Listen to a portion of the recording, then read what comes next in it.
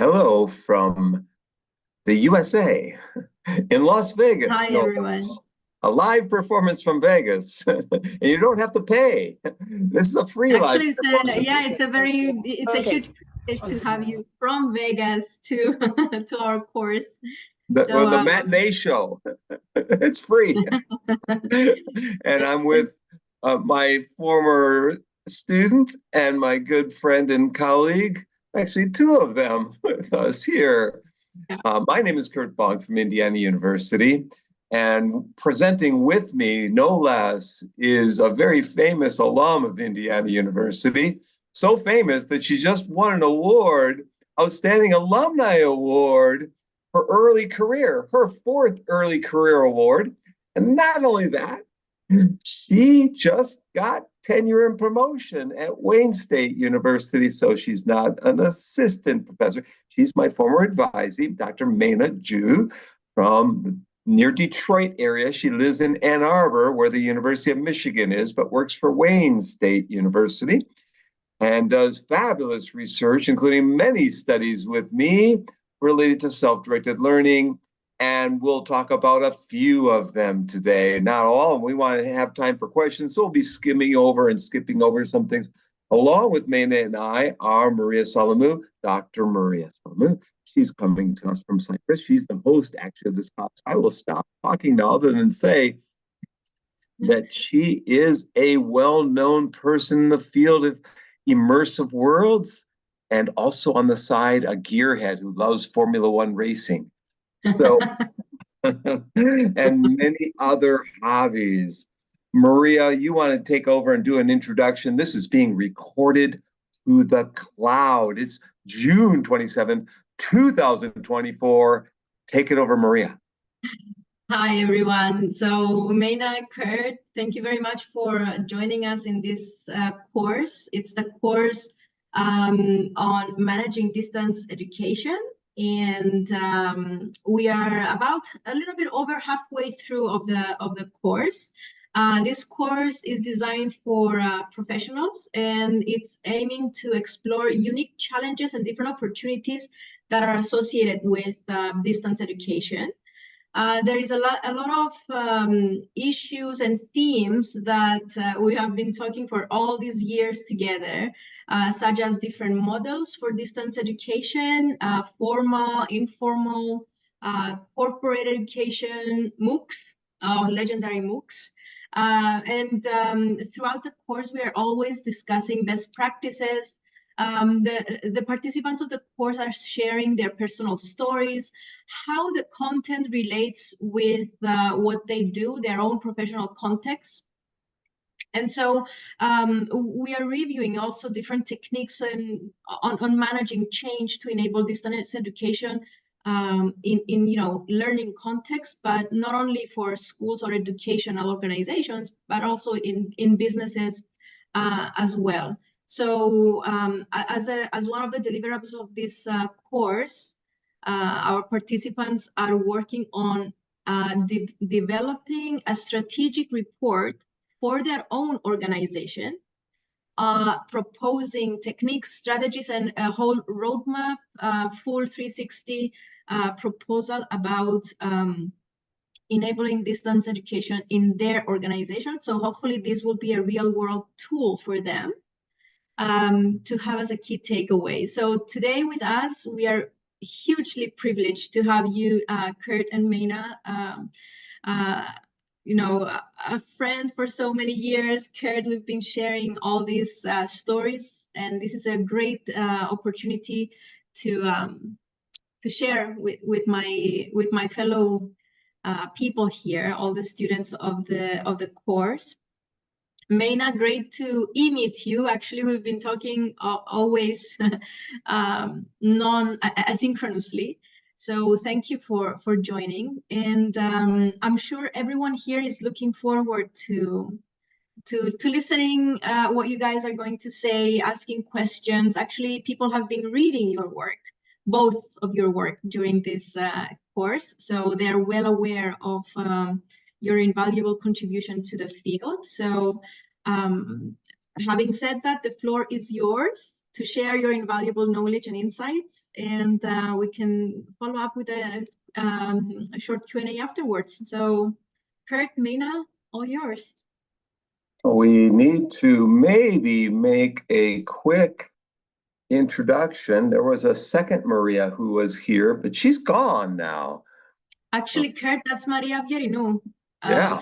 You knew her from Chicago. She just stopped in from her phone, so she's in and out. Yeah, okay. So she just pops in to say hi. Yeah, that was the first time I've seen her in a long time. I was hoping maybe she'd pop back in here. Yeah. She's a really great person. She worked at Northern Illinois University for a bit before moving back, I think, maybe to Greece, right? Or yeah. So good to see some of you, some familiar faces. Maria, are you going to have video on, or you don't have that possible today? Oh, isn't it on? No? It goes on here. Oh, let me just see. Video settings. Yeah, let's go ahead and start, and I'll figure out what's going on here with the camera. Yeah, when you get that back, I'll make you redo that introduction. No, just kidding. So, the most important thing that we're going to say is at the end. So we're going to apologize on the front end. Hey, Maria, good to see you here and joining. Okay.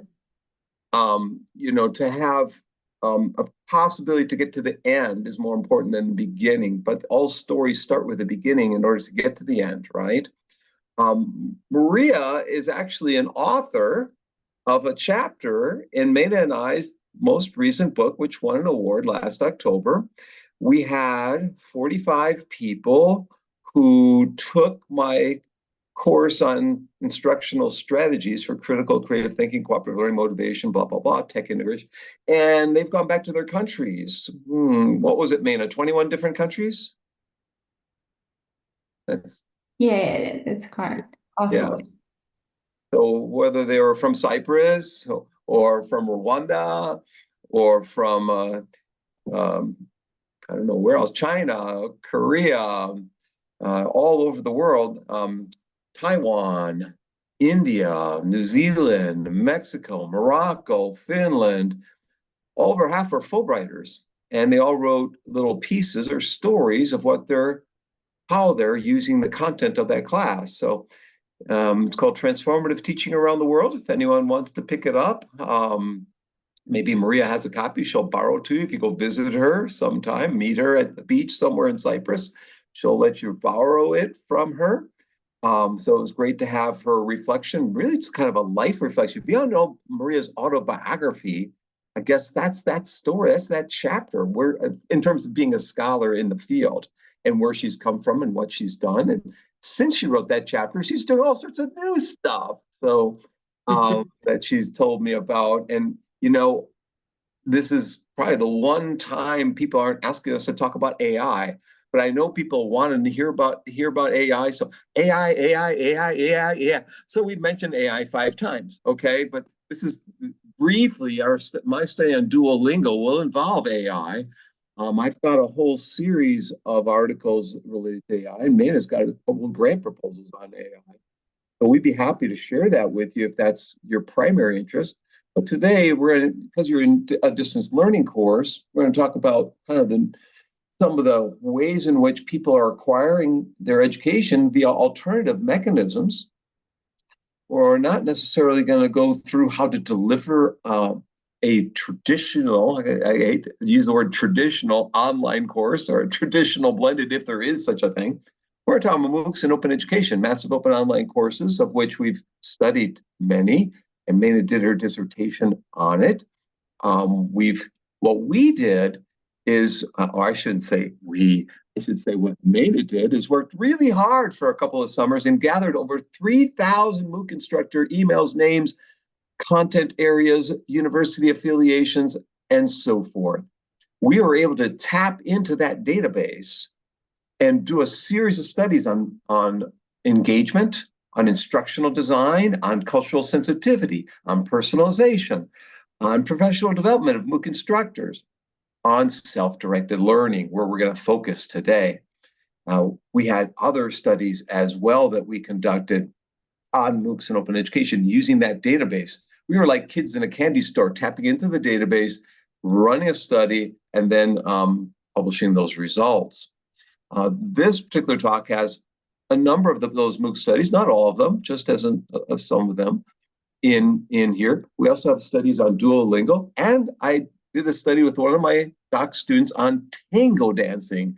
Tango dancing, how tango dance instructors and students learned online during COVID. So how they self-directed their learning. My student is a professional tango dancer. She's not doing her dissertation on it, but studies leading up to it are on it.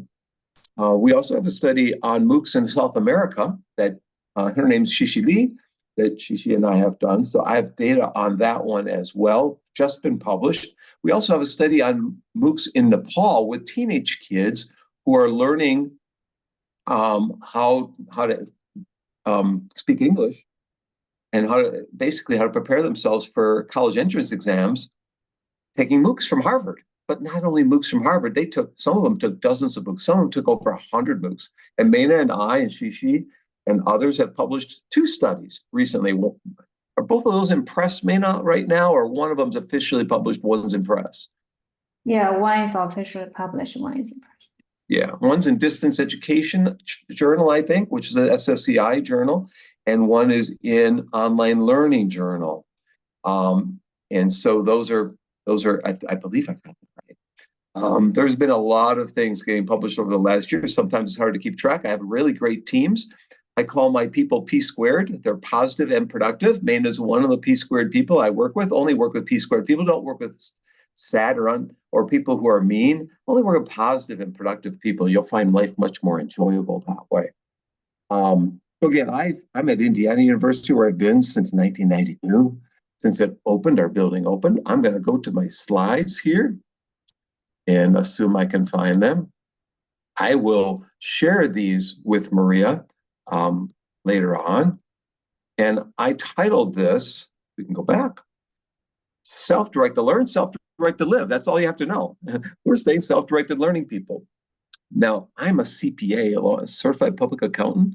I studied on my own, and I became really interested in how people study on their own to get educated. Okay, that's one example. I also was bored as an accountant, so I took correspondence and television courses to get into grad school. That get me interested in distance learning. We're exploring those learner choices and possibilities for self-directed learning, their experiences. By the way, that's Meina's Gmail email. If you look her up in Wayne State, you can find her Wayne State email. She responds promptly. Way back in the day, people had these all of a sudden the personal computers happened, and everyone started thinking about ways they could learn online. As an accountant, I used VisiCalc and Lotus 123 and all sorts of other spreadsheet applications. Now for today, I can't use Excel. I don't even know what the heck it does. But back then, I was kind of a wizard with these spreadsheet documents and create all these spreadsheets on the future and where we're going. Anyhow, then people moved into the 80s and 90s, had Zip-a-disks and floppy memories and overhead projectors and that kind of thing. And this guy hired me at Wisconsin. He got me into grad school. He taught me the correspondence and TV courses, Dr. Bob Boston, and I created a course with him, a telecourse called Teachers Tackle Thinking, Critical Thinking in the Classroom. Recently, he passed away along with his wife I worked with, Donna Raycloss, 2 great people, wonderful people who taught me everything I know about distance learning. But then I started venturing off on my own and created computer labs for kids at risk. And I don't know if, Maria, you saw these old pictures of me. I was helping create a learning center for kids at risk in Wheeling, West Virginia. We experimented with computer-supported collaborative learning devices, as well as computer-assisted instruction programs like Reader Rabbit, Writer Rabbit, Math Blaster, all sorts of things, Rocky's Boots, Where in the World is Carmen Sandiego, Where in the universe, Carmen, anyways, all these things.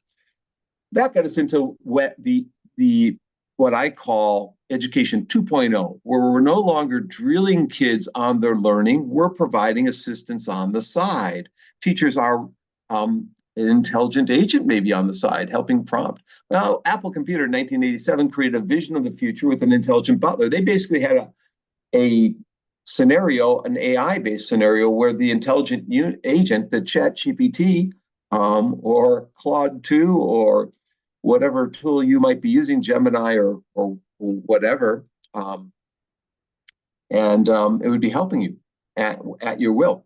Well, 30 years ago now, we've been working through web-based learning. I kind of wondered what I'm going to be doing throughout my career. It's really been just studying online learning over the web, which happened to come about in 1991 through Tim Berners-Lee. I had a chance to meet Tim Berners-Lee in Saudi Arabia and chat with him for a bit. A fascinating, interesting guy.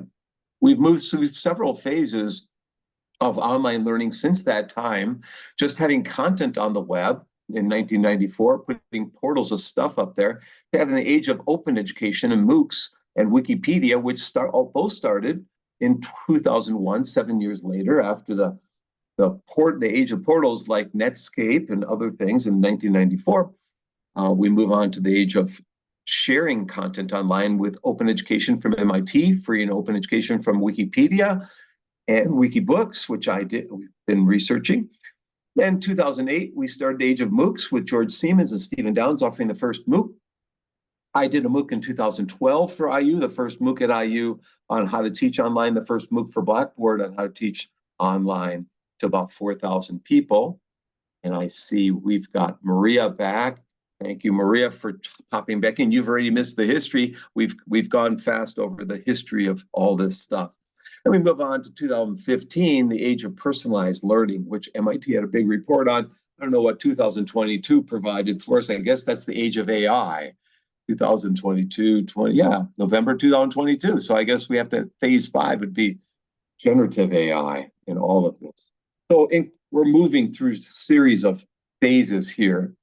I had a chance to visit Wikipedia headquarters. They had a total of 10 employees at the time, influencing millions of people around the world. I had a chance to present with Jimmy Wales, he was at the same conference with Tim Berners-Lee and I in Saudi Arabia in 2011 in Riyadh, where I was almost kidnapped. Actually, I was kidnapped. A long story. So we've had more than 20 years of Wikipedia, which is more than 30 years of the web, and a lot has happened in that time, including MOOCs and open education and open courseware, what we call OCW. MIT made their contents free to the world.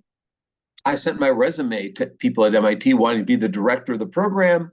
They didn't respond back other than with a rejection letter. I don't know why they didn't hire me, but they did sponsor my research on MOOCs and open education. And we collected data. They have over 100,000 people in their newsletter. And so we asked them about why do they use the contents? Where are they using contents? What contents are they using and that kind of stuff? That's a whole nother talk. I'm not going to present that in here other than say people want freedom. They want choice. They want self-direct. They want identity as a learner. They want to help other people out. Most people are using these MIT free and open contents, not for a credential. And some are using to move up in their careers, they get retooled maybe before going back to grad school, but they're not using it instrumentally necessarily. They're using it for humanity. The vast majority of people we surveyed and interviewed are trying to become smarter so that they can help other people become smarter. Everyone thinks that education has to be a 4-year degree or a graduate degree or a secondary degree. No. Most of education out there is informal. And today, most of that informal learning is happening online, just in time, whenever they want, on demand. Now, I've got a paper on 30 ways learning is changing. It's more blended, more visual, more collaborative, more global, and so forth. That came out in 2016 with my friends from New Zealand in their Flexible Learning Journal. When Meina talks, I'll put the link to that article that's free, and you can download 30 ways that learning is changing. And MIT has changed the world through this open education. And people are learning in this indirect, informal, non-traditional manner today. Most people, in effect, are not deciding to take an online course so as to get a degree. That being said, millions and millions, hundreds of millions are, and universities are changing to cope with that. And so there are actually conferences on open education. There's these global conferences as well as more local ones on open courseware and what you're doing. We have two Charleses to thank. Charles Vest from MIT, who said, let's make learning to be free, all courses at MIT free. In 7 years, they had almost all of them up. He's recently passed away. He's one that I think it was an engineer at MIT earlier in the day. The other Charles is Charles Wedemeyer from the University of Wisconsin, who helped create the OpenU in the UK, and who I didn't meet at Wisconsin. I was stupid. I didn't walk down to his office when I was a grad student and he was still alive. Oh well. Anyways, there's all sorts of things online and people learning all around the world from MIT OpenCourseWare, but it's not just MIT anymore. It's Stanford, it's Harvard, it's Oxford, it's Cambridge, and all sorts of smaller universities all around the world. So here I've got a little quote. Are you one of 39 million people who started at a college and haven't finished a degree? You've enrolled, but haven't quite finished. You might want to take some of these online completion courses so as to get a degree. There's lots of people, adults, who never finished, who now can finish because learning is open online. And this is one such entrepreneur from Uganda. And tomorrow, Saturday, on my podcast show, Silver Lining for Learning, we're going to have people from Uganda and from other parts of Africa talking about the next phase of online learning in Africa. If you go to silverliningforlearning.org, you can find out more. We're in our 5th season. Anyways, this person turned to YouTube to pass the time. And a lot of people are turning to YouTube and other video forms of education. They're calling it YouTubeversity, a university in YouTube. And Arizona State is among the places utilizing free and open YouTube videos to create courses around that content. And other universities are following suit and creating courses and entire degree programs around free and open contents, especially those in Africa, which have limited resources and are utilizing these open educational contents. And so he self-educated himself on psychology, on artificial intelligence, and other content areas, Emmanuel Kazigazi. Millions and millions of other people are as well. And you can see the growth of MOOCs over time. The stats stopped in 2021 because they can no longer count them. There's so many MOOCs. And MOOCs have moved from being facilitated to being self-directed. The majority of MOOCs today are totally self-directed. Whenever you want to start, you go online and click and go into that content. So Meina and I, fortunately, been studying self-directed learning for a long time, and I had a chance to interview this individual when I met him at an open education conference in Edinburgh. He took over 100 MOOCs during COVID, and eventually, actually, over 700 MOOCs. His wife took over 100, and he's since moved to Edmonton, Canada, and his wife has too. He was in Africa learning through all these free and open contents in Nigeria.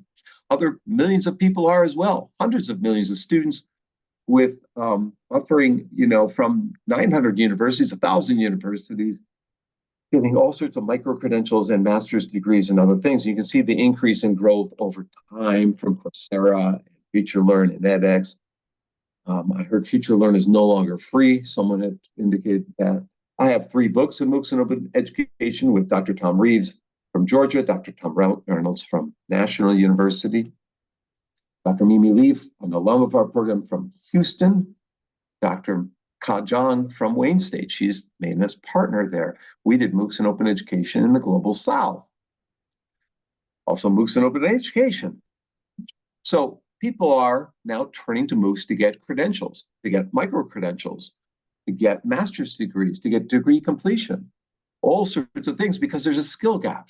People are needing and seeking out certificates in computer programming, in leadership, in machine learning, in learning analytics, in all sorts of skills and areas that they need. And today we're not relying simply on your 4-year college degrees or master's degrees. Now there's these boot camps to learn programming and coding. There's all sorts of short courses. As I said, YouTubeversity from Arizona State. One can get all sorts of degrees from different institutions in a short burst or maybe a longer haul. Arizona State just started the 500 Million Learner Project, trying to get people to learn all sorts of business knowledge. They're offering 15 credits, I believe, in leadership and all sorts of topics in business areas. Free, using AI bots to give feedback, as well as humans. Well, I had this little quote in my World is Open book, anyone can learn anything from anyone else at any time, back in 2009 when the book came out, and that's increasingly true. But we need more people learning online and self-directed because we want to help change the world and address climate change and address all sorts of issues that we have in front of us. So Maine and I have created some guidelines for self-directed learning. We've created a checklist for self-directed learning. We've done research as meta-analysis of self-directed learning and systematic reviews of the research on self-directed learning to help people understand what it is, as well as provided an overview of our research. And we sent that to Maria, and she's forwarded that on to you, because self-directed learning can build one's identity as a learner, build one's self-confidence as a learner, and intrinsic motivation to be a learner. Now, on the side, I've been studying self-directed learning since ChatGPT started. We've been studying online language learning. And the first person we interviewed for it was a gentleman in Japan, in Tokyo, named Tom Galley. We also interviewed probably 20 other people in how they help people learn online as YouTubers. They use Gen AI tools to help people learn languages online, like Grace here teaches Mandarin Chinese online, with many others. I'm not going to actually talk about that study today. That's just a little aside. That's, if you're interested in online language learning, we've got 4 articles published. Yeah, I'm happy to share. We're going to start with this one that Meina and I did. As she was getting ready to do her dissertation, she had to do a qualifying exam, basically a first author study, and she did the study of instructional experiences designing MOOCs. This published in an online learning journal, and the questions that she asked include: what are the design considerations of instructors when designing MOOCs? What challenges do they perceive? And how do those instructors address those challenges? And Meina is going to take over at this point, and she'll tell me when to hit the next slide. Meina. Thank you, Dr. Bonk. Would you mind go to the next slide, please? Yes, Dr. Bonk mentioned that there are 3 research questions that we are asking in this study. And then to address these 3 questions, we used the sequential mixed method design. The data collection methods we use include survey, semi-structured interview, and course reviews, so which we reviewed the MOOC courses. The survey, we received participants from like 143 survey participants who completed the survey, and we interviewed 12 interviewees. These are the detailed information of the 12 interviewees. They are from diverse countries like the US, UK, Australia, etc. And they have diverse subject backgrounds, including education, language, chemistry, math, etc. And their courses were offered on different platforms, including Coursera, FutureLearn, edX. So to ensure the trustworthiness of this study, for each research question, we used at least 2 data sources to address each question. For the qualitative data, we used primarily content analysis to analyze the data. For the quantitative, we used descriptive statistics. This is the general context of the study. These are the number of MOOCs the instructor has designed. As you can see, when we interviewed them, most of them, they only designed 1 MOOC course. Only a few designed more than 4 courses. Regarding research question 1, what are the design considerations? The primary 4 design considerations include learning objectives. Like typically when we design instruction or teach courses, we want to know what we want students to achieve after they learn from the course. And the second is about how to assess student learning assessment. Also, logistic considering like time is also considered a lot.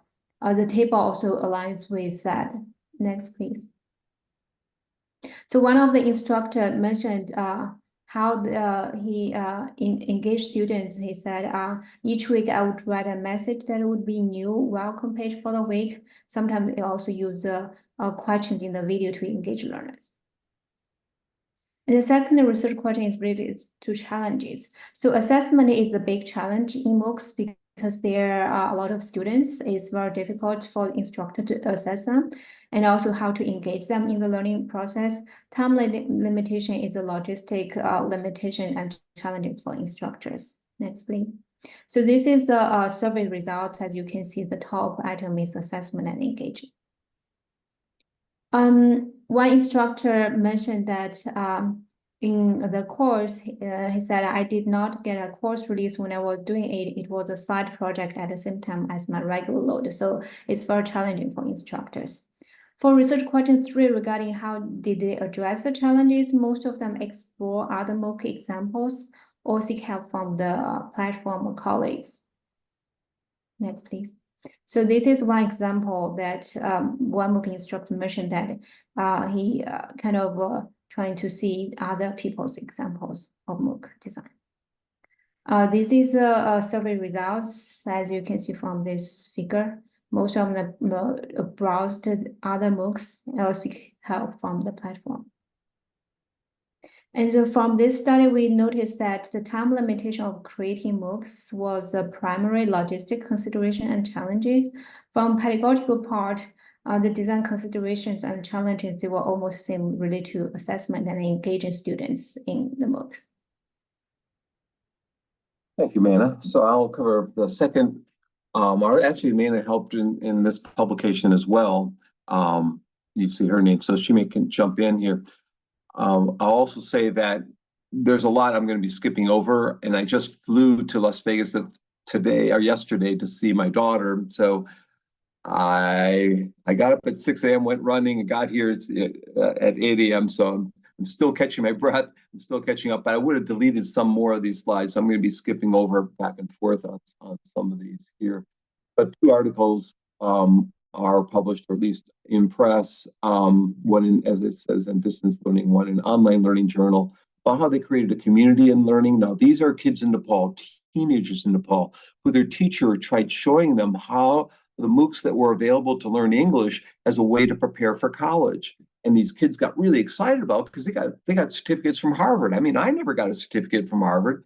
And the U.S. consulate people came, actually. So they got to meet big government officials as well. These kids got so excited about it that they took many more MOOCs during COVID, and now are either in college or applying to college. And we're going to have them back on my show, on my podcast show. They were on it 4 years ago. They're coming back for probably around Halloween time, at the end of October, early November, a 4-year follow-up of what they did with the MOOCs, and then how the MOOCs helped them get ready for college and get accepted for college. One of them actually interviewed at Princeton as a result of taking MOOCs, okay? So it's changed their lives. People talk about, MOOCs didn't work, all this stuff. If MOOCs just changed one life, and they've, in fact, like TV courses changed my life, there's millions of people whose lives are being changed. These are 2 people, one from the U.S. Embassy and the top, Bishwa, and the bottom, Bayman. They have a chapter in my MOOCs and Open Education in the Global South book, and they're in Nepal at the Himalayan peaks there. These are the kids learning from MOOCs, all happy and joyful, and they continue to learn. Their parents are worried that kids are playing games. Internet bandwidth has increased in Nepal over the past decade. Parents are worried kids will play games. No, they weren't playing games. They were taking MOOCs, and they were sharing their MOOC knowledge with other kids. It's a fascinating study, actually. I tried doing a follow-up study and get some funding. I've applied 3 times. I've been unable to get the funding, but the guy on the right hand is Bayman, good friend of mine, and he'll be coming back on my podcast show as well. Look at the kind of courses kids were taking from MOOCs. Behavioral finance. These are 14 and 15-year-olds. English journalism, education, stem cell research, economic growth, introduction to cloud identity, Stanford Introduction to Food and Health. That was a grade 10 individual, okay? As a gentleman, this is a person who started taking MOOCs at age 10 and now is, I forget what, she is age 10, okay? So she's saying bacterial genomes, essential career skills for career development, how to learn to code for the web. I mean, it's amazing what kids are learning and taking and finding in an online environment. I wish I had MOOCs when I was a kid.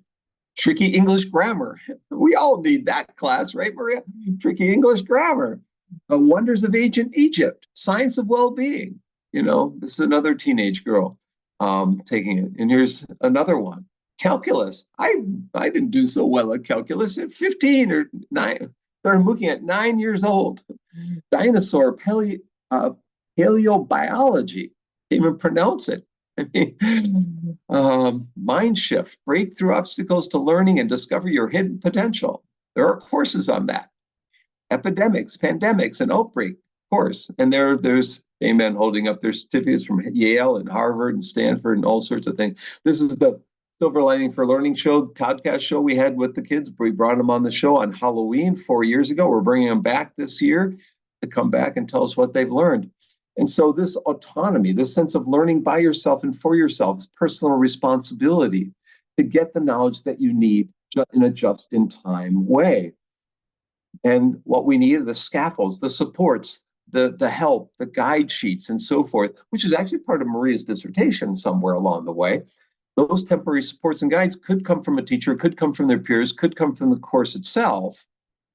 But what Meina and I've been studying is Randy Garrison's model of self-directed learning. We're studying self-management skills, self-monitoring skills, and motivation, and whether those things improved and how they're exhibited in their learning or in their teachers' scaffolding in the environment. So we've also interviewed teachers, and that study has not come out. The interviews of students study has come out. Of course, it's convenience sample and so forth. We had studied 7 teachers, interviewed them. We interviewed 13 students, and we had a couple of focus groups. That's kind of fun, having a couple of focus groups.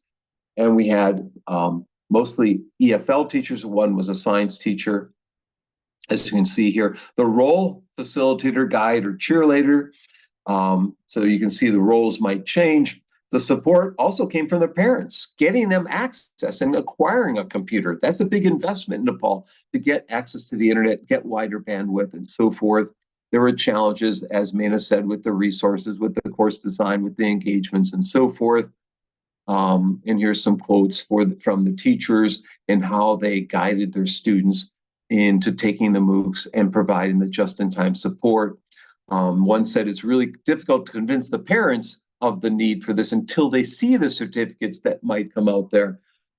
So the fact that there could be learning in many different fields was a high opener for these young people who previously didn't have computer science on their radar, or medicine, or other content areas. And now we're dividing up computers in the schools to learn from MOOCs, or at home sharing their computers with other kids in their home environment and bringing them in, and then posting on the school webpage how the kids are learning, the certificates that they're getting. They're having applauds, they're having accomplishments, they're having celebrations of their MOOC learning. Imagine celebrating your friends learning from MOOCs, learning how to code or learning something else in the MOOCs, the life skills, college prep, and other kinds of things. And so, I'm going to skip over this a little bit here. The quote, "We can learn by ourselves. We can choose any courses we want. Learning subjects with anything you want without the help of the teacher. Learning by yourself by means of books or the internet or other resources. It gives freedom," as I said, freedom to learn, as Carl Rogers, the famous psychologist, said. I can learn anything. It's opened my eyes. Learning something not included in the regular school. Learning cannot be stopped. We have the freedom to learn. We can exchange cultures. I also studied Duolingo, and that's the gentleman who created Duolingo, along with CAPTA, where you have to type in the matching code that comes up. He was a Carnegie Mellon professor until recently in mathematics and computer science and AI and so forth. He created Duolingo. So we've been studying Duolingo, Dr. Shishi Lee, anyways, Duolingo is an interesting platform to learn all sorts of languages, millions of people online, over 500 million as of a couple of years ago, learning English or French or German or Swahili or Spanish and so forth. And they have many different kinds of tools in there to help you converse with the technology or hear how words are pronounced. It's called micro-learning, a little 5, 10, 20 minutes a day to learn a language online in a game-like fashion where you level up along the way. and you have friends that you can learn along with. And so we investigated self-directed learning here in Duolingo outside a traditional classroom context. Okay. Often we've been challenged by the lack of instructors or guidance in these environments. Duolingo's providing that kind of guidance so you can be more autonomous and self-directed in one's learning. Again, self-management, self-monitoring, and motivation we were looking at, and as well as the frustrations and challenges, as Meina pointed out earlier, and how they manage one's learning. You can see the people we interviewed in the first study here come from Mexico, China, Costa Rica, Indonesia, and so forth. They were learning. A lot of people actually doesn't show up here. We're learning Japanese online. The same is true in my online language learning AI studies is Japanese, as well as German, Spanish, and English, and so forth. It just show up on the right hand. That's the first one is their native language. The right hand is what they're learning. Apologies there. So they're learning French and Chinese and Arabic and Japanese and so forth. And again, their eyes are being popped open. That learners can learn anything whenever they want to, and can learn some kind of language that might help them travel to Germany or travel to Japan or somewhere else. They can set small goals, realistic goals, micro learning in effect that can be a short bursts of learning, and the tool can help them succeed in that manner. Duolingo, however, was not enough for these learners. It's only a base. Duolingo was not going to help them master Spanish or Japanese or any other things. And there are also difficulties that they encountered with time management naturally. I just don't use Duolingo by itself. I'm learning with other resources as well as Duolingo. My opinion is that Duolingo is a non-human system. I think a human tutor would be a nice relief, a nice change of pace in addition to Duolingo, a combination or a blended approach. But these people had hectic schedules. They're time bound. Their work requires them to do things. So they run into some difficulties there and so forth. Most people are doing it for cultural reasons, travel reasons, brain training, not doing it for instrumental reasons like getting a degree in Spanish or German or whatever. They want to go to Europe someday. They want to jump on the train in Hamburg and be able to say something to other people in German or some other language and ask them questions about that, where they're going to get off. They want to keep their mind sharp. Okay. So they're driven by intrinsic motivation, not extrinsic needs. Pop out of bed and just learn some French or Spanish at anytime, and so forth. So the lack of research on resource management strategies might be due to the fact that most prior research took place in formal learning environments where teachers are present, and kids are not relying on themselves. So we need to start thinking about those environments in which there isn't a teacher available, where people are strongly driven by intrinsic motivational needs, right? Not always, but sometimes we're driven by intrinsic needs. And how do we create content for those? So that's Duolingo studies. The next one, Meina and I published, is related to South American MOOC instructors. And before I present some of that data, Meina, do you want to describe what your involvement was in this study and what you learned from doing this research, and maybe what, in your words, what this study was about? So this study, Dr. Bonk and I, we have conducted a series of studies about self-directed learning in massive open online courses.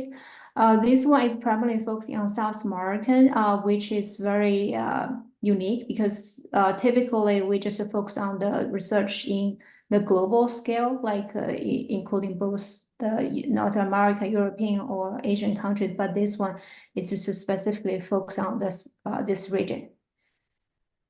Okay, thank you, Meina. And again, we're asking about self-directed learning, the same kinds of questions. Maybe I should go back to the title here, Investigating South American MOOCs Instructors Design. So we interviewed instructors, and this was fun. Maria, this was fun to do that. A lot of these people are fairly young in their careers. They still have a lot of energy and a lot of creativity, passion for what they're doing. And they're not necessarily finding avenues to share with one another, although some are, but they're doing it by themselves oftentimes. And many of these people, by the way, are both teaching in like Brazil and in Portugal, or they're teaching in Argentina and Spain. A couple of them have they've taken a year or two off to go to Europe and teach there. It's kind of interesting how there's more seamlessness between South America and Europe than there is between the United States and Europe. I always found that kind of fascinating.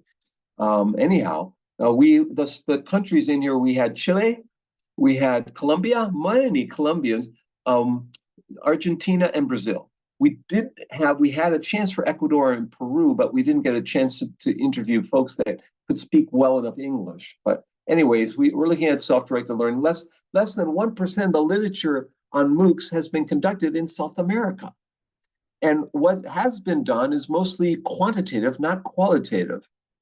Okay, so we want to understand the challenges that these instructors were facing in designing their MOOCs to support self-directed learning. Again, what's frustrations and challenges? So we interviewed 11 MOOC instructors in South America.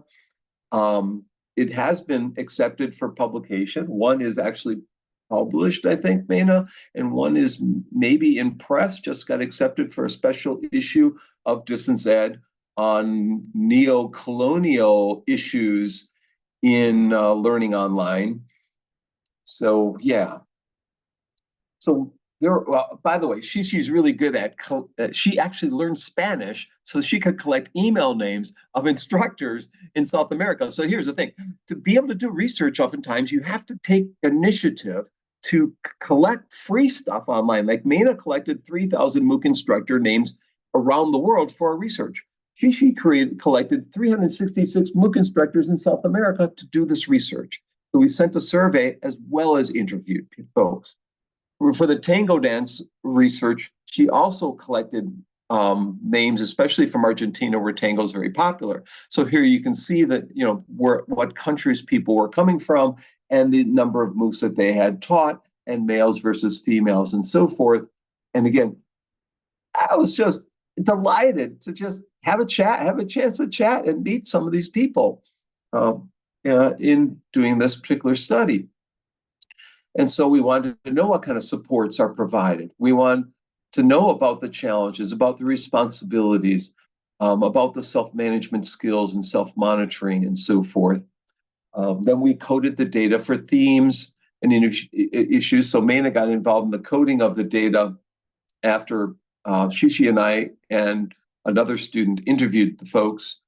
The most common way to support self-management is breaking long videos into short ones. So creating short snippets. People won't sit too much like you're sitting now for a longer dose of our research here, but normally people want short 5-minute long or 3-minute long videos.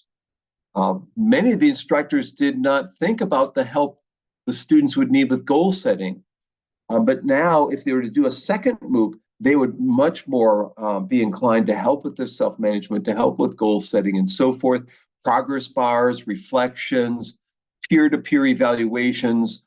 So many people use progress bars, and Meina will talk about that in a minute with the next study, to help students monitor themselves, and reflection questions and embedding quizzes, pop-up questions and so forth that might be a visual aid for people, visual overviews, short video summaries, recaps, recap questions or recap summaries. This just talks about how to edit videos. I'll skip over that. So making the content relevant to their lives and adapting the content to different settings and so forth. Some created a game-like atmosphere so people will get more engaged in the content. One instructor mentioned he felt lonely because not many people in South America worked on MOOCs. He could not find other people to support them in the MOOCs creation and so forth. But this one I'm going to skip over a lot. This one is on self-directed learning with tango dancers learning from MOOCs. So this one is a different kind of study. So professional development is an educational practice that improves job performance. Not all teachers in different fields receive adequate professional development. So we were interested in the professional development online in these MOOC-like environments that might be made available for them. So again, this is a study of tango dancers. We've got a literature review here on self-directed learning and self-directed professional development, SDPD. I won't go through all this because I think we're going to be running out of time here. So we asked them about the resources that they utilize and took advantage of for their self-directed learning of tango dancing, how they reflected on that, how they self-monitored, and so forth. So our questions here: how do tango dancers self-manage their goals, times, and resources? What self-monitoring strategies do they employ? What motivational factors underpin them? And we interviewed 21 of them in Zoom, like right here. We also did a survey of them, 300 of them. I forgot how many actually took the survey here. We had 249 dancers only, 62 instructors, so that's 300 and some, 301 or 11 that would be. So most of them had more than 10 years experience. More than 70% of the instructors agree that teaching tango dancing is very challenging, but they enjoy it. They want to foster a community of learners when they teach it. It's very fulfilling for them. I'm going to skip over some of this. We asked about self-management. Many of them, as Meina mentioned, ask for others for help. They browse other courses. They get feedback from their students. They read books and blogs. They don't take professional courses in any of this. Tango dance instructors primarily use prior teaching experiences, self-reflection, as well as other teachers in the community to learn. I guess I'm going to skip over that too. Self-monitoring is difficult to achieve due to lack of metrics. They assess their students' performance, they collect feedback from their students, they reflect, they get their teaching partners to reflect on them. Skip that too. I'm going to skip that. I'm going to go on to this study. Sorry, just a quick overview of that study. Meina is going to mention this one. This is a study of MOOC instructional design. This is Meina's dissertation, I believe, right, Meina? So I'm going to let you take over here. Thank you, Dr. Bonk. So the theoretical framework Dr. Bonk mentioned we use is a Garrison's self-directed learning model. Next, please. And I'll mention them to Maria. We're almost through the studies, so we can get to Q&A. The last part is not going to take long, just going through what the guidelines and findings, which is very important. We'll kind of skim over some of this one too. Meina? Yeah, the purpose of this study is trying to see how instructional designers and MOOC providers to design MOOC for courses to help students self-directed learning. So these are the three research questions. The first is about their perception of self-directed learning skills. The second is related to how they facilitate students self-directed learning. The last one is design delivery practices to help students. It's similar to the prior study. We use the survey, interview, and reviewed the MOOC courses. Next, please. 22 interviewees she had for her dissertation. 20 would have been enough, but Meina likes to work extra hard, so we got 22. They're all interesting. Yeah, so these are the detailed information of the MOOC instructors in backgrounds. I will not go this in detail. We can go to the results. So, yeah, look at the right-hand column before we go. I without T means instructor without a teaching assistant, I believe, right? And yeah. So some of these instructors are doing it without help. Some did it with help. Some of these were self-paced. So there are variations in the type of MOOC. Now today, most MOOCs are self-paced or self-directed. Yeah, so these are the MOOC instructors' subject area background. Most of them are from social science, language literacy, a few of them from engineering biology. And then regarding research question 1, so most of the MOOC instructors, they think the self-directed learning is a set of skills that can be educated or changed. Next, please. And then so they also mentioned that the instructor can intentionally or unintentionally facilitate student self-directed learning. And then one of the professor mentioned that the importance of both instructors facilitation and student self-directed learning skills. So like both sides play an important role in student self-directed learning. Regarding research question 3, the specific strategy to help students self-directed learning, the first element is related to motivation. The motivation here include both entry motivation and task motivation. Entry motivation means that at the beginning, how can you motivate learners to start learning in the MOOC courses? So they use different strategies, and also for feedback, self-monitoring, the second main element. They used both internal and external feedback to help learners with their self-monitoring process. These are the specific strategies. And the third element is about self-management. It's especially related to time management and also resource and support management. The red column is related to the specific strategy they used in the course. And then the third research question, there's a sub-question related to how do they use technology to help students self-directed learning. So they use diverse tools such as synchronous communication technology like YouTube Live, Google Hangouts, and also asynchronous communication technology like discussion forum, blog, etc. Multimedia also was used to help students self-directed learning.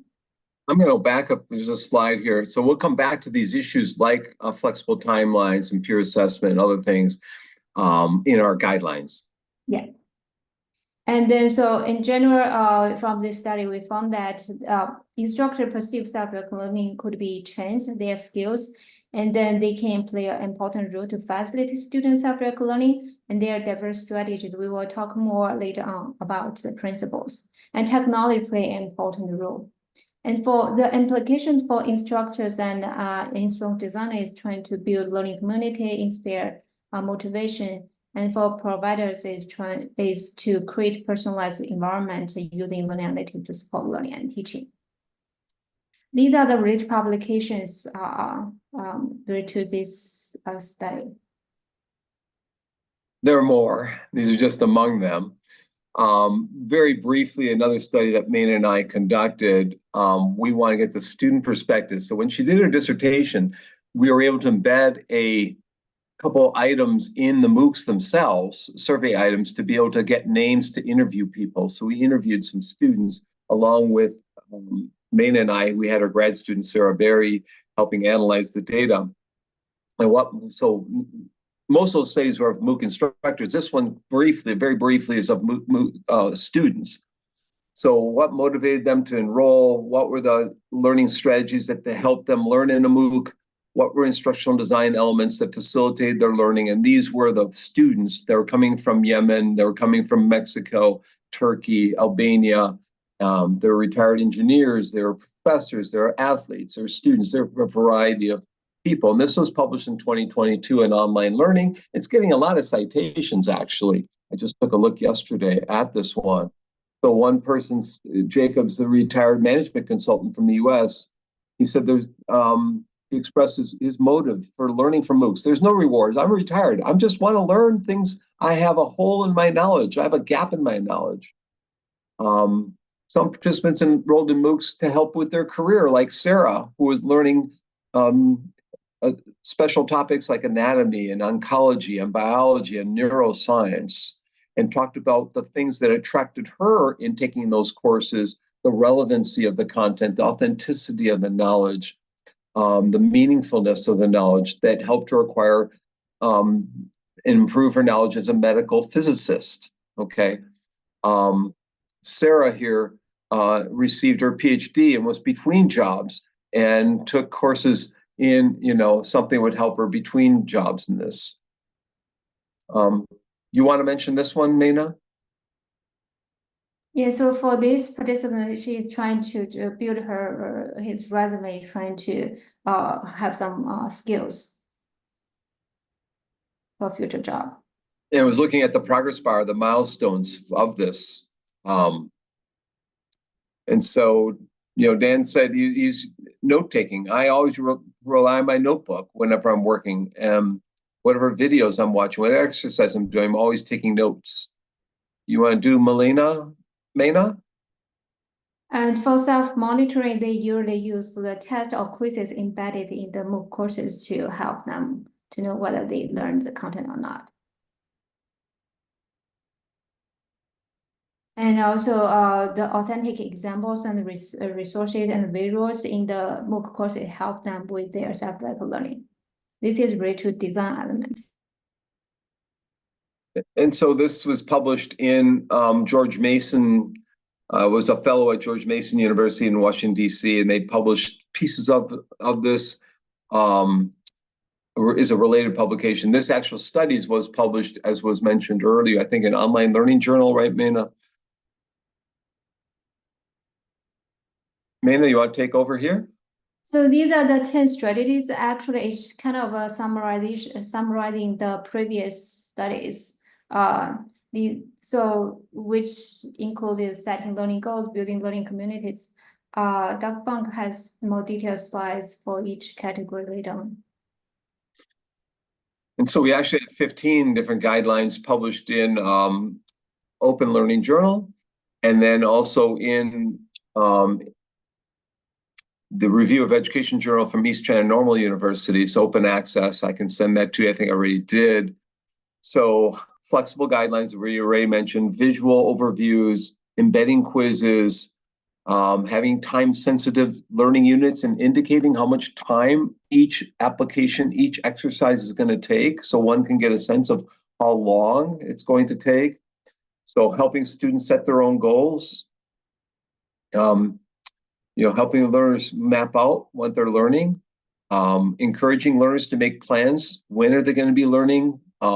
What days are they going to be learning? So helping them goal set. Offering them flexible guidelines and be able to reset those guidelines. You've already completed 71% of the course, congrats. Reset your deadline so you can finish the rest. Highlighting the estimation of time that it's going to take to finish that unit or the next unit and so forth. Embedding some kind of community forum for everyone to converse or have discussions or put a map of where everyone's coming from so we can see that there's a large group of students in this class. And then giving them timely and constructive feedback on what they're learning, whether it's system-based feedback or peer feedback or some other self-feedback. Meina, you want to mention this one? Yeah, and also enable them to self-assess their learning, like using this kind of automatic grading system. Keep going. And also they use the progress bar to indicate students' learning process, which helps them with their self-monitoring of their learning. Next, please. And also they provide reflection questions about their learning process. This is also one of the self-monitoring strategy. Next, please. And Dr. Bonk mentioned before, designing time-sensitive learning because students' attention is limited learning online. Next, please. And also give students who have different learning abilities or interests different optional resources. Do you want to take it over, Dr. Bonk? Yeah, I'll go back to one here. So some people will learn everything. There's Marias and the Meinas of the world that want to learn everything out there. Okay, other people will not. So yeah, and then creating a visual map, kind of for people who are visual learners, or getting some clarity as to what's left or where they've come from or what they're about to learn. A structured overview, an advanced organizer, if you will. And then maybe making sure that you record like we're recording here and making the transcripts available, making the video available for others. And then having people self-check their knowledge, little meta analysis of what you've learned with application exercises and review exercises. Some gamify their content, not a lot, right, Meina? I think some, but not a lot. So then here's some of the publications on the trail of self-directed learners, which I think I sent to Maria, guidelines and so forth. And then we have a checklist. So our learners encouraged to make strategic plans and set learning goals within the course, including targeted readings and activities, tests and challenges. Weekly course overviews. Does the course contain weekly overviews and other support activities of upcoming activities and assignments that are chunked into manageable parts? Introductory materials, or a video or tutorial or a table of contents? Are there time management tips like course reminders? Does the course include task and activity reminders to help the learners establish personal goals for task completion? Does the system inform the learner approximately how much time remains in the activity or unit or module? And embed additional supports? Does it chunk the content? Does it have an estimated time frame? So these are all things. I think progress bars are universal in most of them. Number 9 are progress bars, indicators, or other summative features, overviews inserted as a metacognitive tool or scaffold. And then other resource access and glossaries and ebooks and videos and other things. And intelligent augmentation, our AI tools and resources embedded into scaffold the learning and so forth. Is there flexible options for students to go down different paths? Course content, course options. Does the course make available optional learner materials and other things? So these are the kinds of things, inclusionary things, helping students who might have disabilities and so forth. Application exercises, reflection questions, all these things we learned from all the studies we did. These were all in the checklist. Now, checklist is new. It came out a year ago. We've not implemented it anywhere. We've not seen a MOOC instructor implement this in their MOOC, but it is our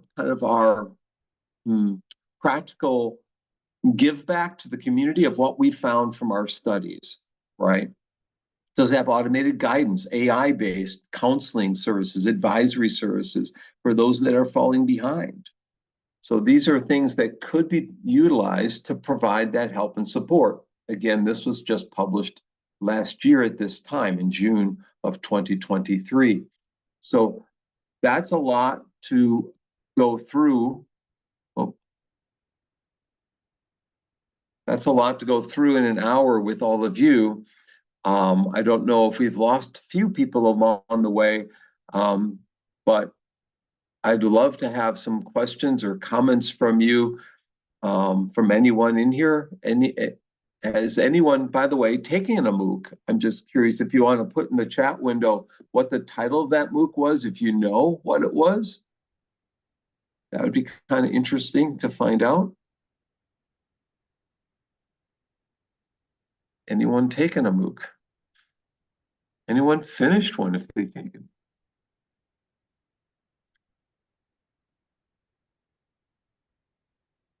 Everyone's quiet. Maria, let's start with a question from you then. What would you like to?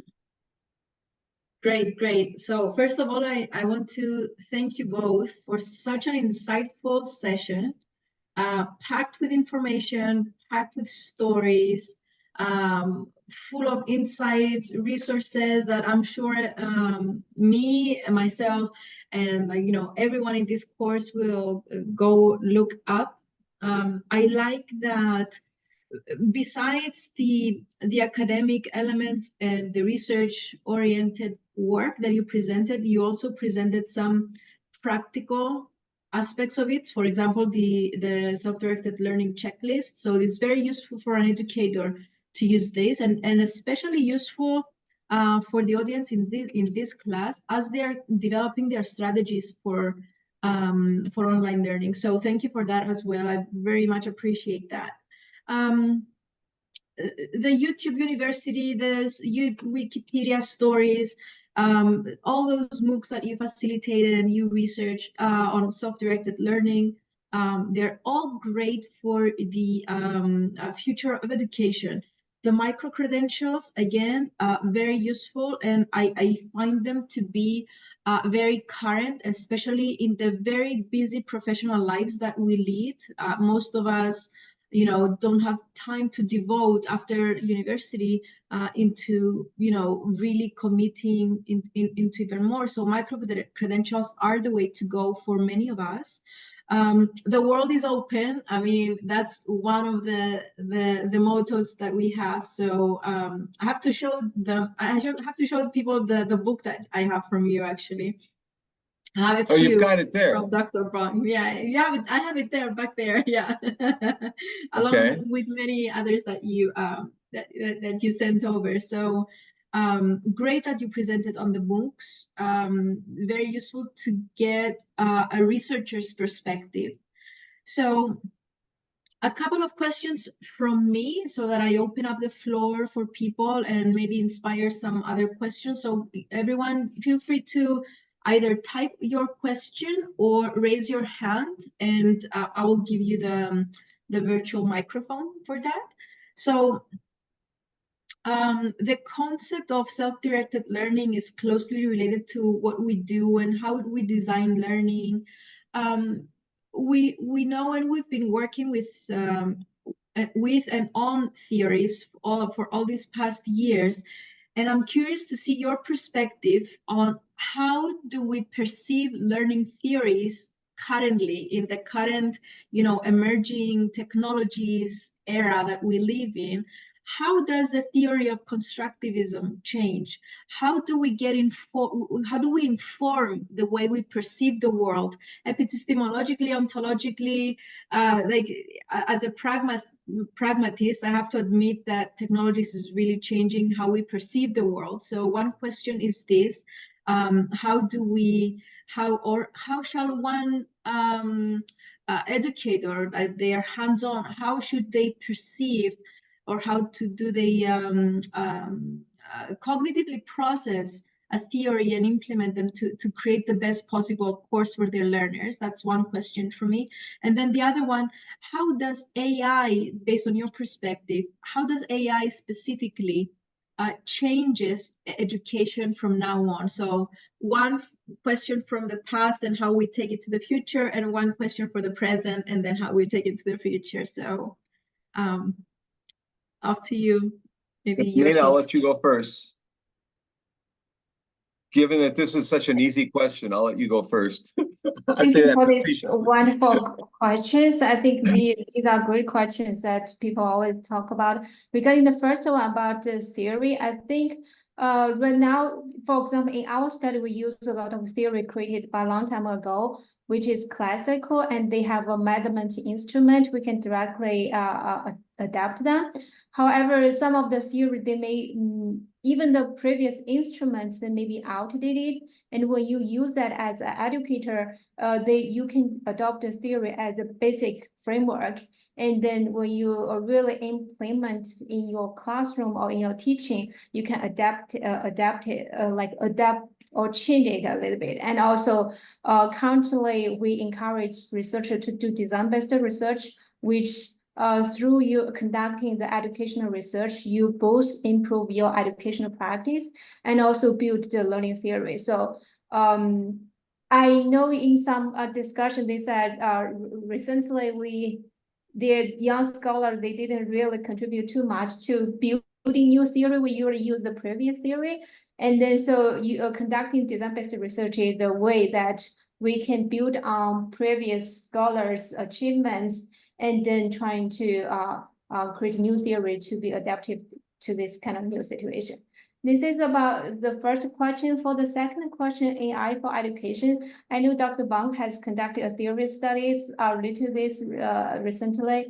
I also this is also one of my research folks. I think this is a future that we shouldn't avoid or trying to prevent students to use AI in education. There are diverse ways that we can leverage AI for both instructors, teachers, and also students.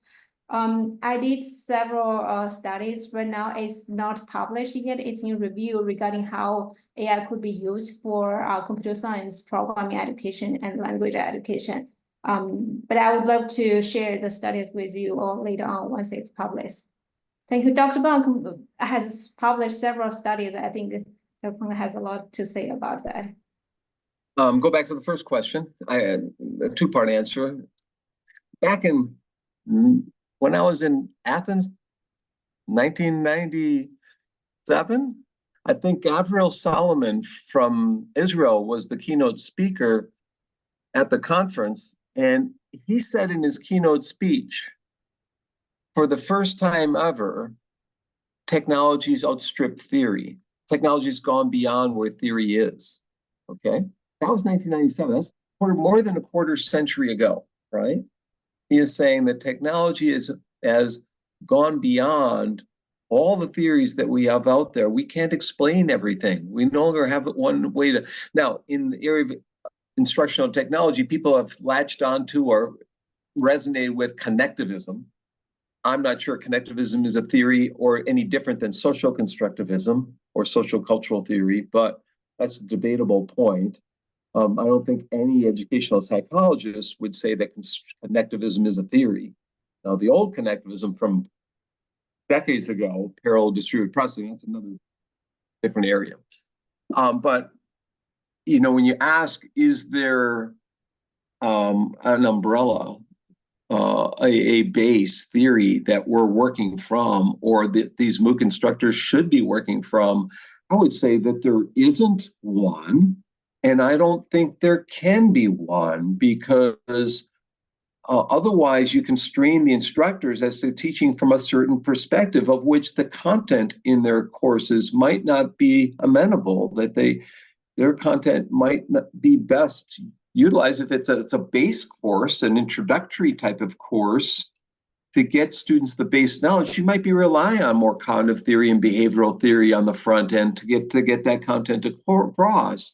And as one moves through the content areas or moves into new areas, one might be relying on constructivist or social constructivistic types of theory or knowledge, or just the vice versa. You can make a case that learning that base knowledge, you need to rely on a constructivistic, learner-centered approach, learning-centered approach, and then other approaches after that. So we did not see one particular, but there is a second part of that answer is there was two camps in MOOCs early on, a C camp called connectivist MOOCs, which I call lovey-dovey MOOCs, kumbaya MOOCs. We just take a course for the sake of taking. We help everybody else in the course take it and get through the course. And we provide as many resources as we can. And everyone is along the way helping one another out. That was the original MOOC. The first MOOC taught by George Siemens and Stephen Downes was a connectivist MOOC, or C MOOC. The other types of MOOCs at Stanford that were created once they saw MOOCs were happening was called an X MOOC, where they had quizzes and tests at the end of every unit, a kind of behaviorally driven MOOC. Okay, so in the old days of a decade ago, 12 years ago, when MOOCs exploded, they called the year of the MOOC. There's a famous article from the New York Times called The Year of the MOOC. And I was interviewed for that article. And I told my mom to buy the New York Times, so I'm going to be in the New York Times. And we were waiting 4 months for the article to come out. The night before the article came out, the editor wrote me, the writer of the article wrote me, and she said, I had a quote from you in the article, but the editor took it out the last minute. It's being published tomorrow. So I'm not in the most quoted article ever on MOOCs. That's a true story. I was supposed to be quoted, but they only took the Coursera people and the EDX people and the Future Learning, and I was not one of those, and so I had to be cut. Something had to be cut. Anyhow, the year of the MOOC, 2012. And then the 2013 or was the year of the not MOOC or whatever. And then this past year was the year of Gen AI or ChatGPT, right? In 2023 was the year of ChatGPT. So I've seen the ebbs and flows, and people are relying less on these C MOOCs today and much more. The environment today is the X MOOCs went out. But the X MOOCs didn't totally win out because there's been a proliferation of types of MOOCs, been derivatives of MOOCs, one called P MOOCs, project-based MOOCs. So if one wants to do project-based learning, they do a P MOOC. And then there are these flexible or blended learning types of MOOCs. And then there are other names. I'm blanking on some of the other names out there for the other derivations or derivatives of MOOC entities. But Maria probably if you've heard of some of these other ones, there's P MOOCs, X MOOCs, and C MOOCs for sure. PD MOOCs, professional development MOOCs. Okay, so there's PMOOCs, project-based MOOCs, and there's PD MOOCs.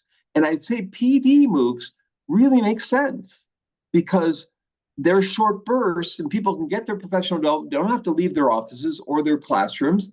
They can get it whenever they want and they feel refreshed and it's not overwhelming for them. Just like today, it kind of could be like a PD MOOC, or not MOOC. If we had 1 million people or 1,000 people taking this today, it'd be a kind of a PD on self-directed learning and so forth. Meina, are there other ones for PMOOCs, PD MOOCs, C MOOCs, and X MOOCs? M MOOC? Anything else? Yeah. I think you covered most of them. I think maybe M MOOCs for mixed of some kind, or blended MOOCs would be B. I mean, I've seen somebody use a blended or HyFlex or something with MOOCs. Anyhow, so in terms of AI, is there a theoretical approach? So we have two choices. If you read, and I'm going to recommend the book. John Markoff wrote a book about 7 years ago on the history of basically technology back to the 1800s all the way to today, Machines of Loving Grace. So I recommend the book Machines of Loving Grace. I also recommend the book, the biography of Stephen Jobs. That also has the history of technology related to education. But in the Machines of Loving Grace book, he points out in the 1950s, the term AI was defined. And that you had two choices at the time.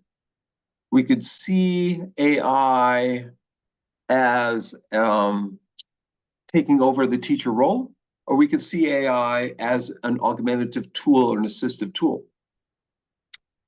And I think the AI as an assistive tool, and all tools out there, word processing tools, and mathematics tools, physics tools, these are all augmentative aids to look at a simulation of a physics concept, a concept in physics or chemistry or biology or whatever.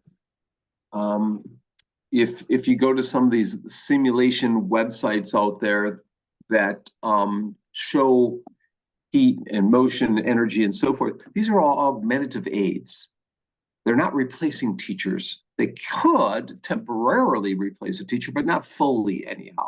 I think the majority of us use technology today to help us expand what we can do or have us do what we do better and help us along the way, whether it's Grammarly to learn how to write active voice instead of passive voice and so forth. Those are tools, or my dissertation had a set of questions embedded in it. So my friend Paul Kim built a system called Ask Smile, Stanford Mobile Inquiry Learning Environment, ask.smile. You can type in any question. It will tell you the level of question it is on Bloom's taxonomy. Only 5 levels of Bloom. The last 2 it combines. So whether it's a factual question or an application question or an evaluative or creative questions, it will tell you that. And it's an augmentative tool to help teachers raise the level of questions that kids are asking. So the same is true of the people learning from AI, learning languages from AI. It's an augmentative tool to learn how to converse in Spanish or Japanese, to help you to take a test in Japanese grammar or English grammar and so forth. These are augmentative aids. They can replace the teacher, at least temporarily, before you go back to the tutors or teachers.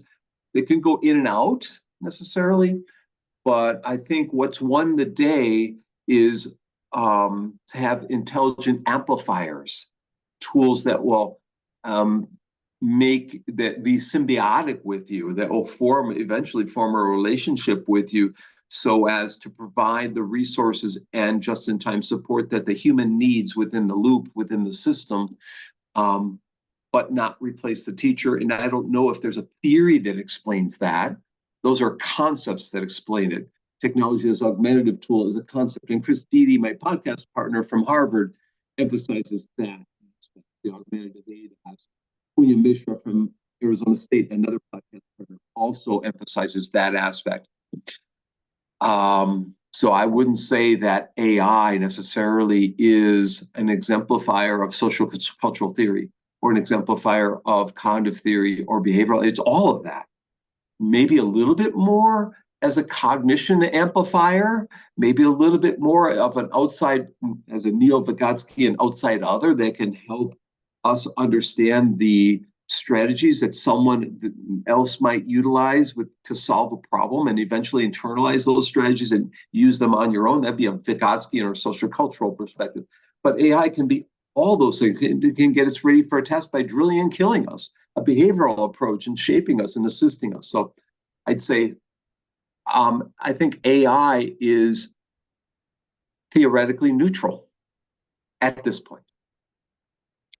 Excellent. So wonderful responses and wonderful information from both of you guys. So insights are great. And I think this also answers Literature's question on whether AI will actually work positively or negatively on education. And being just conscious of time, just to mention one last question. And I think the key here in all this conversation is the intelligent amplifiers. Use AI as a tool to amplify the facilitation of a course, the instructional design of a course, how people perceive it, but also at the same time enhance critical thinking for the students to be able to use it wisely themselves as well. So and just given that we like the work I do now has to do with designing and delivering experiences, not necessarily learning, but experiences for people. And this is and there is a prerequisite for that: know your audience. So always know who you are designing for, or always know who are you designing learning for.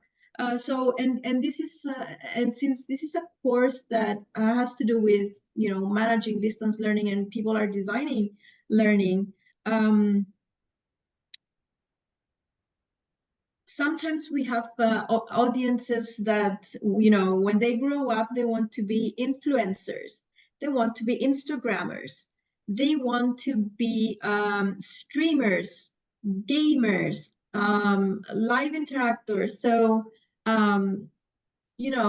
TikTok politicians even. So how might we design the next level of instruction, the next level of education, in order for the courses that we deliver to respond to the needs of the labor market and to the needs of the actual people who will join that later on? How do we prepare them? So I know it's a really long discussion. It triggers a really long discussion, but just a couple of minutes for your thoughts on this.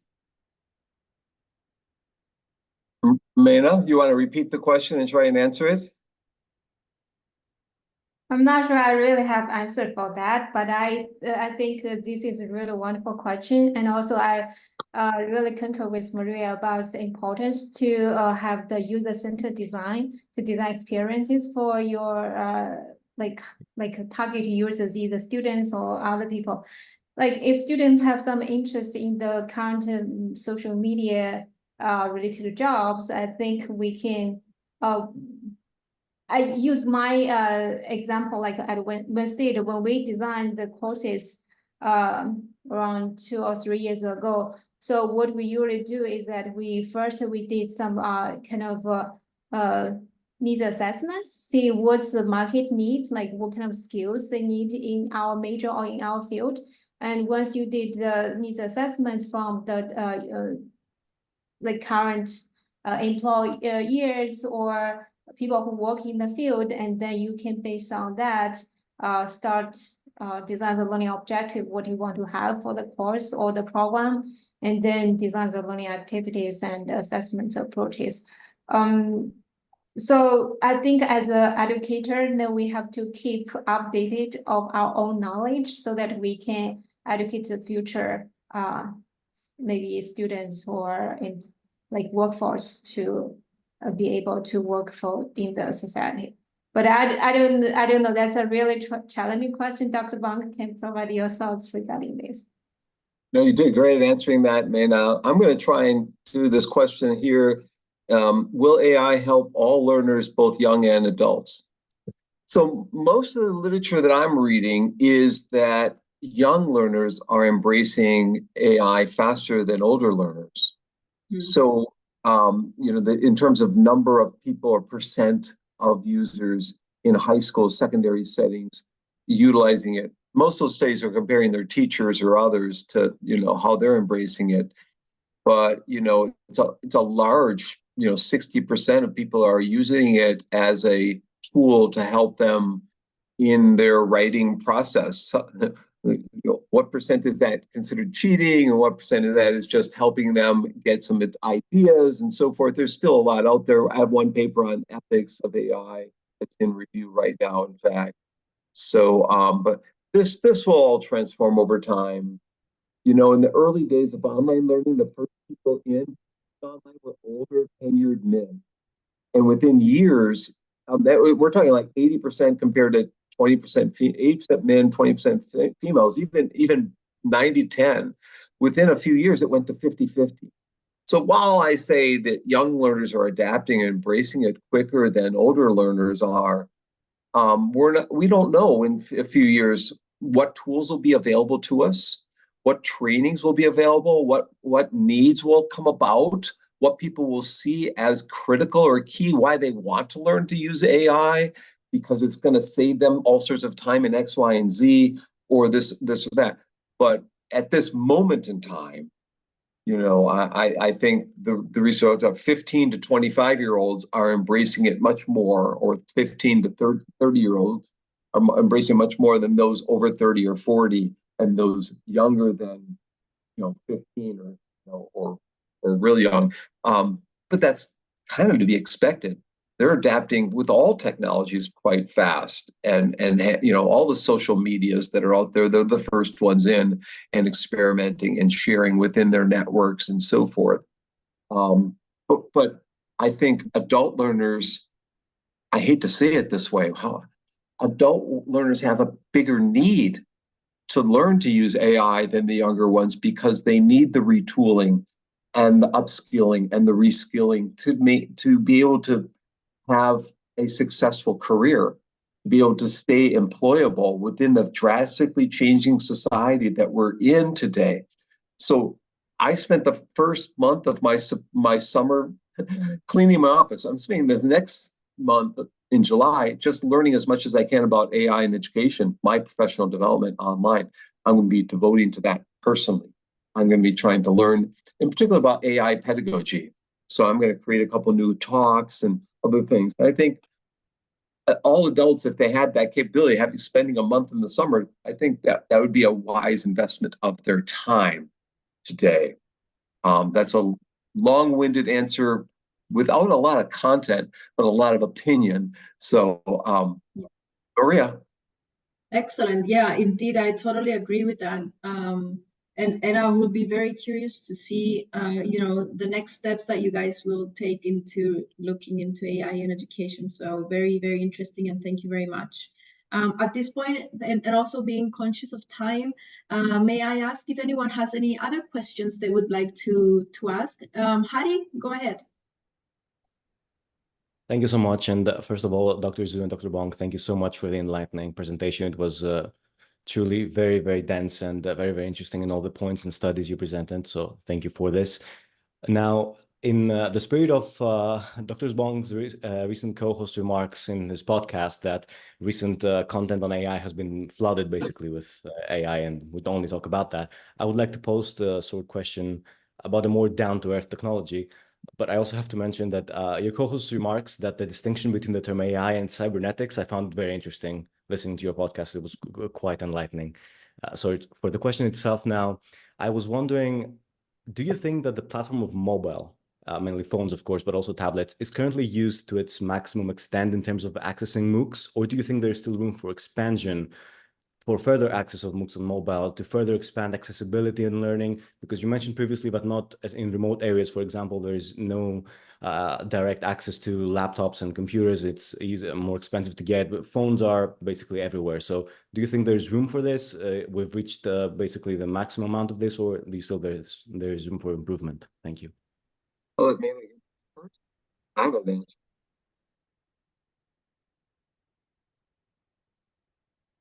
What did you say, Dr. Bonk? I think your sound is a little bit. You can go first, Meina. Oh, regarding the this is really great question, Harry. Actually, I'm not really sure. Like maybe there are more space regarding using mobile phones or mobile devices to learn more courses. I know for myself, I constantly learn different courses from courses like Coursera. I did install the Coursera software on my mobile phone, but I usually use it when I use it to watch some videos. But sometimes I couldn't use it to do other activities. For example, if you want to take some quizzes or engage in discussion, I usually don't use that. It's just use it for some free time when I want to watch videos or listen to something from Coursera.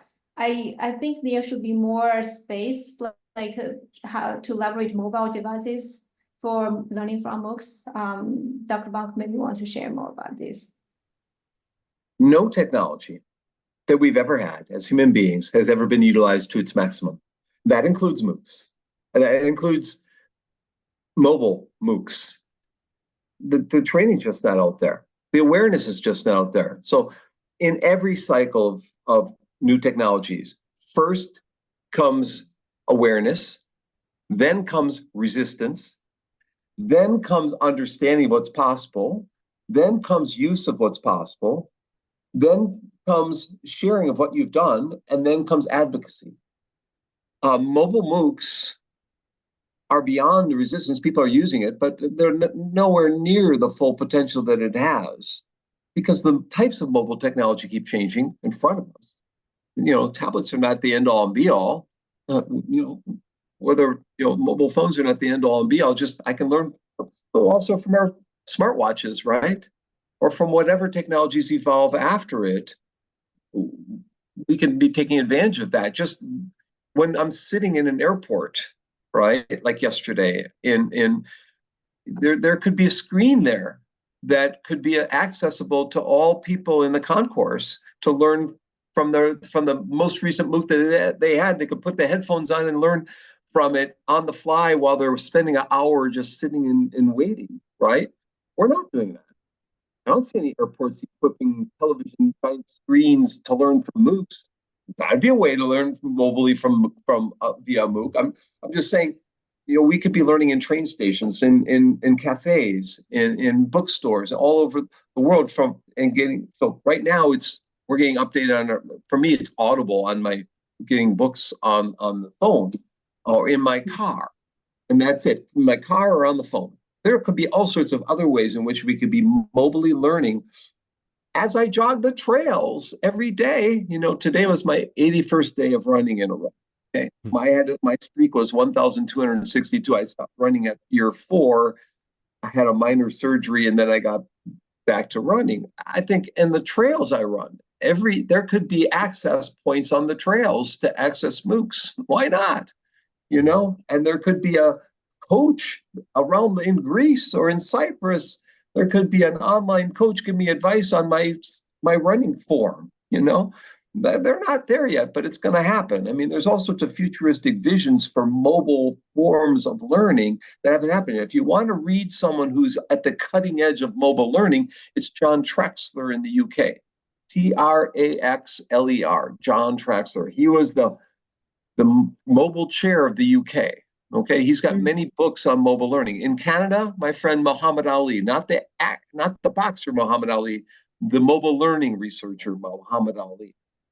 When I met Tim Berners-Lee, when I met Jimmy Wales from Wikipedia, Muhammad Ali was there, the mobile learning guy. He was in Saudi Arabia with me. So he's at Athabasca University in Saudi. Those two guys. And then Paul Kim, my friend at Stanford, if you want to read someone who's doing interesting things with kids around the world, trying to get kids literacy skills all around the world. basic question asking skills through mobile devices, it's Paul Kim. So those are three big names out there in the mobile learning space. There are others. We had Maria in here earlier. She did some mobile learning research. But there are tons of people. There are conferences on this naturally, and so forth. But no, we're not utilizing basic desktop or laptop computers to their maximum advantage. No technology is used to its maximum advantage. But the thing about mobile is it has so much more potential we haven't even discovered yet. That people living 40 years from now will have all sorts of mobile learning apps wrapped around them.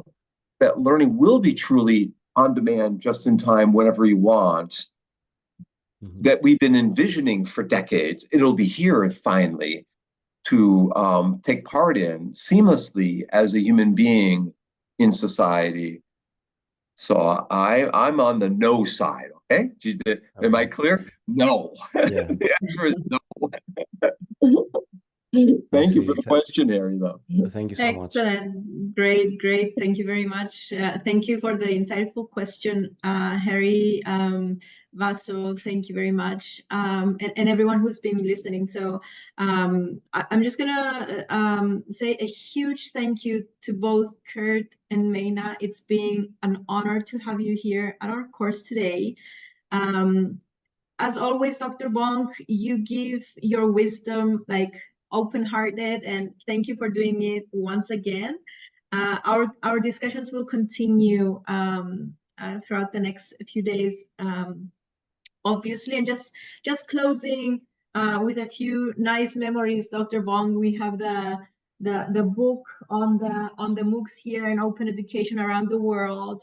We have adding some tech variety, a very practical book that also Curt shared with me a few years ago. Very practical and very useful for educators.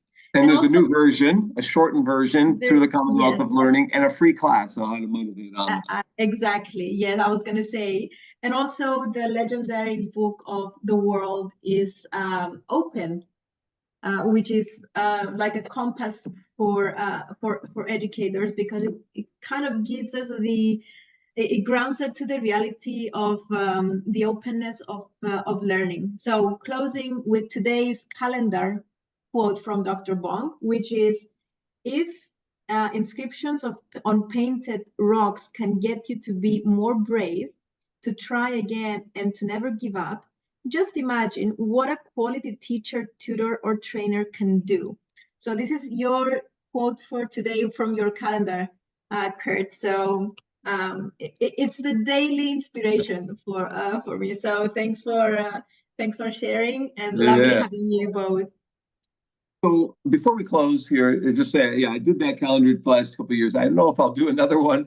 I've been running. I have quotes on leadership, learning, and life. Before we close, we have Maria and Meina with us, the two M people.